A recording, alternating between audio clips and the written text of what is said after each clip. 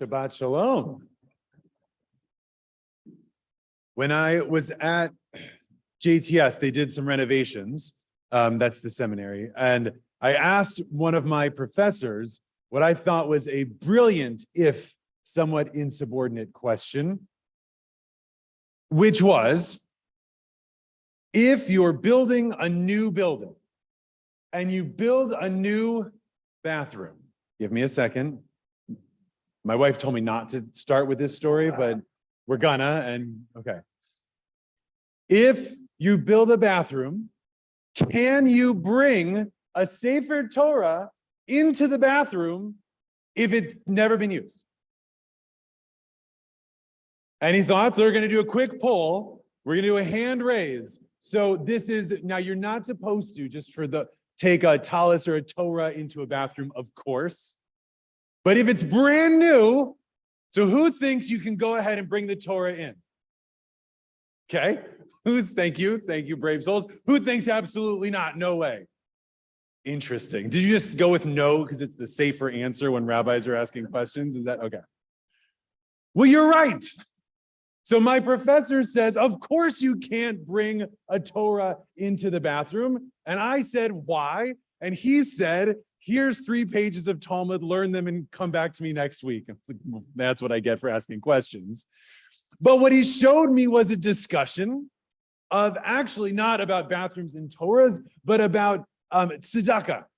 And the principle that comes out of this discussion. So the question there was, if you're counting your money and you take and you look at some money and go, oh, that's going to be the money for tzedakah.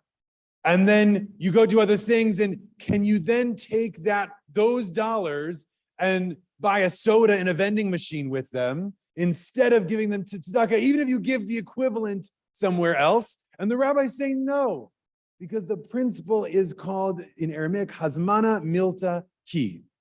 The designation is substantive. What we decide something is, what we call something, is in fact what it is. And what's behind this discussion is the rabbis asking a question about human agency and power. Do we have the ability to just say something and make it true? And the rabbis want the answer to be yes, of course we do. Our words have tremendous power. And we're reminded of that in the parsha that we just read this morning. Because at the end of the parsha, we get a command, seemingly almost out of nowhere, lo yachel devarav. A person should not desecrate their words. Anything that comes out of their mouth, they should do.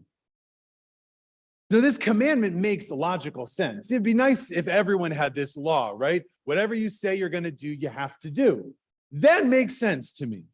What doesn't entirely make sense is why it's showing up here at the end. So there's this, and then a long discussion of the laws of vows. Now, the Israelites have just fought off a sorcerer, survived a plague. They're about to conquer the land of Israel. They're losing the matriarchs and patriarchs left and right. And we're going to get a diatribe on civil code? What's going on? The rabbinic commentaries share my question.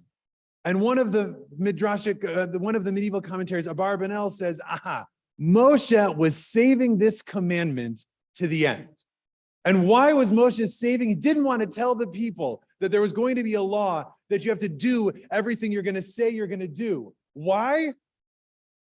Because otherwise they wouldn't have taken the Torah. It's a hard thing for human beings to do what we're going to do, what we say we're going to do. We like to make promises. We like to make people happy. We like to be aspirational in our goals of what we can and can't do. And sometimes we fall short of the mark.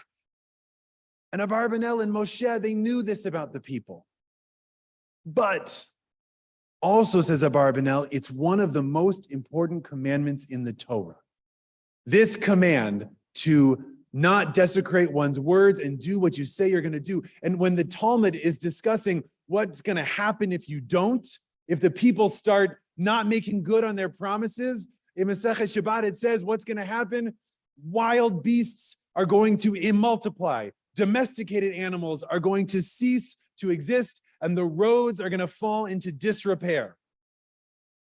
In other words, society will collapse. If we live in a world where our words don't mean something, where people can't be held. Do you have a question, sir? Please. Wait, say that louder and I'll repeat it for everyone. Okay.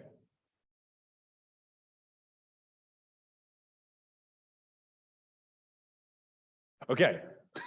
Wow, that's a minefield of, so, okay, I'm going to repeat it. So society still exists, but there are politicians. That the conjunction there is quite important. Society still exists, what?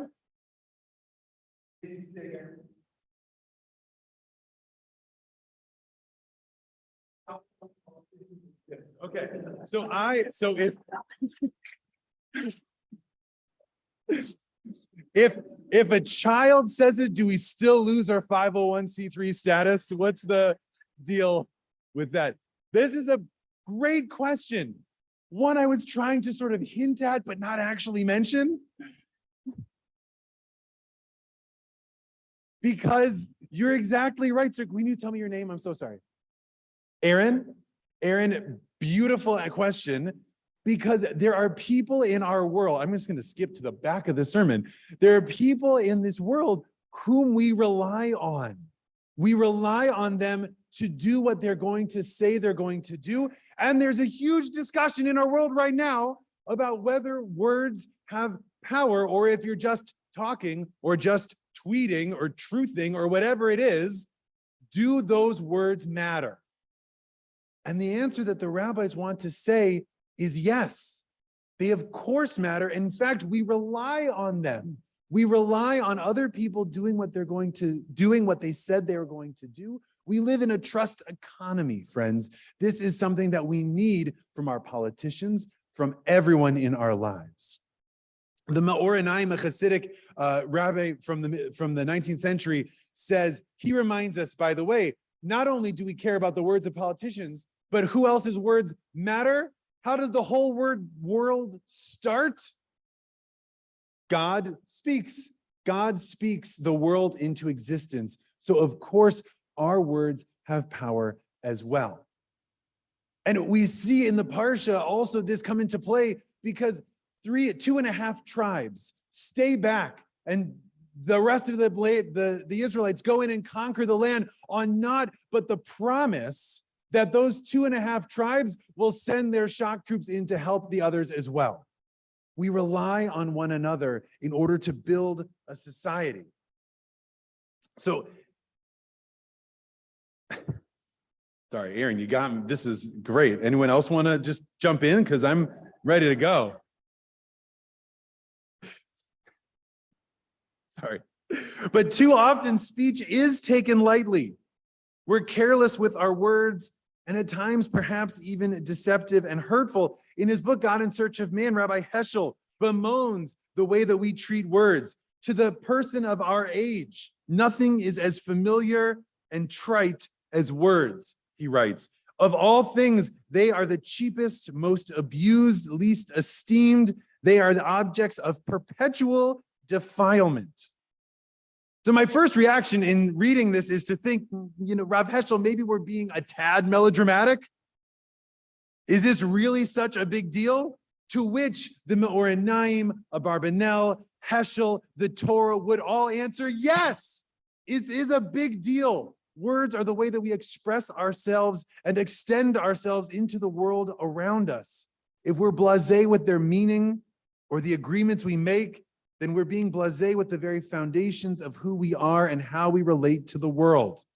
Heschel continues, what else in the world is as capable of bringing man and man together over the distance in space and time as words? This is before texts and emails, but words bring us together. Words bring us together through communication, and words bring us together, friends, through understanding.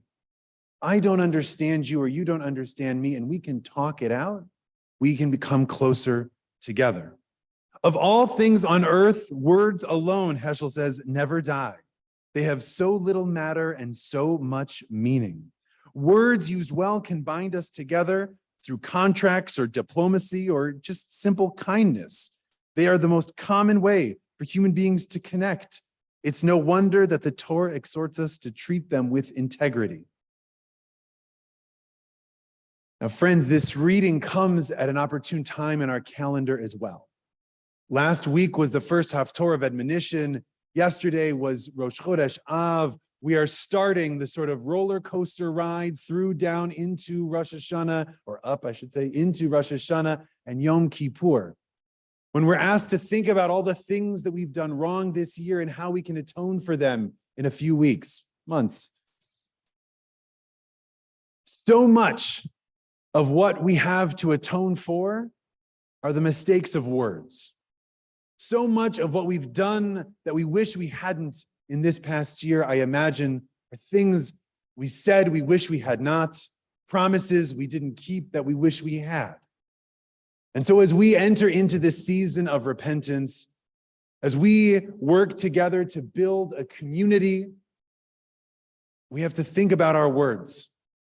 When we say them, how we say them, who we say them to, and what we've said we need to atone for, what we've not said we need to atone for.